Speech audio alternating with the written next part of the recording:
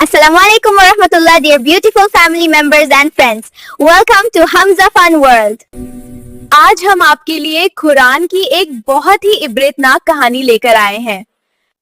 कौम आद और हजरत हुद की खानी।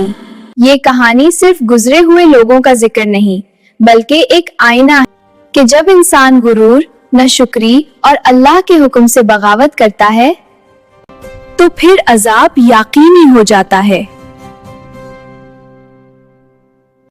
वो एक ऐसी कौम थी जो पहाड़ों को तरश कर महल बनाती थी और कहती थी,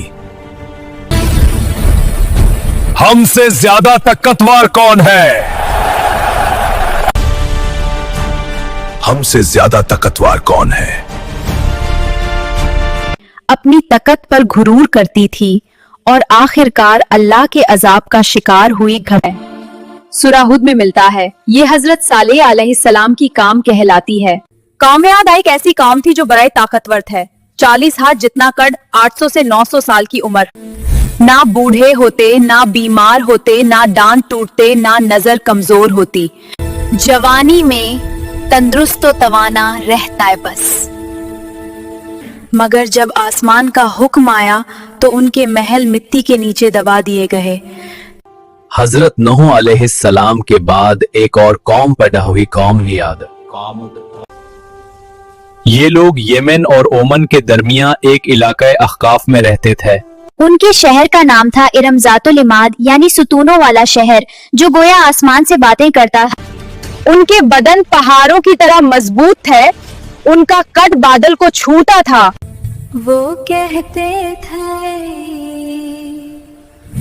हम ही जमीन के वारिस हैं और हम हमेशा रहेंगे। हम जैसे लोग दोबारा कभी पैदा नहीं होंगे। कौम आद का एक अजीब अकीदा ये भी था कि वो समझते थे कि हवा उनकी गुलाम है।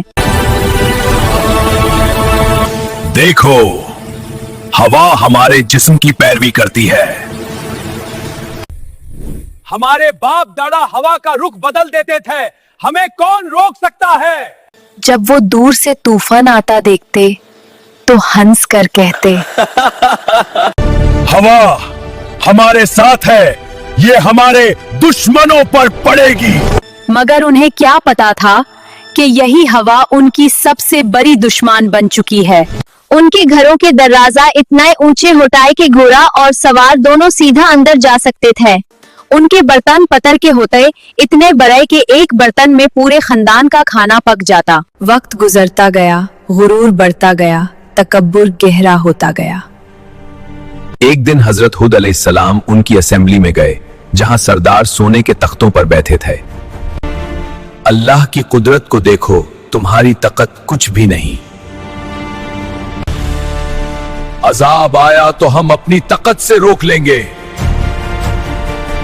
अजाब से कुछ दिन पहले वादी में एक अजीब मंजर हुआ। रात को आसमान से एक गहरी गूंज सुनाई दी, न बादल गरजा न बिजली चमकी। ये तो पहाड़ों की आवाज है। तो पहाड़ों की आवाज है। ये रहमत नहीं, ये तनबीह है। दूसरी रात जमीन हल्की सी हिली, इतनी कम कि सिर्फ जानवर बेचे हुए। फरिश्त ने पुकारा, कौम आद, इनमें से एक बादल चुन लो। काला बादल, इसी में पानी है। काला बादल, इसी में पानी है। मगर उस बादल में रहमत नहीं, कहर छुपा था। दूसरा झोंका आया, दरख्त गिर गए। मगर उस बादल में रहमत नहीं, कहर छुपा था। आसमान सियाह हो गया, हवा ठंडी हो गई, बारिश आ गई। मगर वो पानी नहीं था, वो अजाब का तूफान था।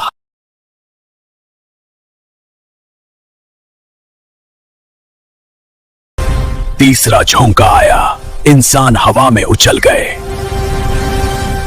7 रात और 8 दिन वो तूफान चलता रहा। जब हवा रुकी तो सिर्फ सन्नाटा था।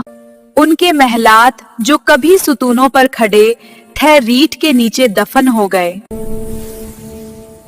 रेत का समंदर और खजूर के खोखले तनाई जैसे लाशन बिखरी हुई थी। जब तबाह शहर को देख रहे थे तो उनकी आंखों में आंसू थे। ये वो लोग थे जो कहते थे हमसे ज्यादा ताकतवर कौम। हजरत हुद अलैहिस्सलाम पर ईमान लाए, अल्लाह ने उन्हें बचा लिया। ये कहानी गवाही देती है कि इज्जत ताकत से नहीं बल्कि अल्लाह की इताअत से मिलती है। कौम आद की कहानी हमें ये याद दिलाती है कि जब इंसान अपनी ताकत पर गुरूर करता है, अल्लाह के हुक्म को नजरअंदाज करता है और सच को झुतला देता है।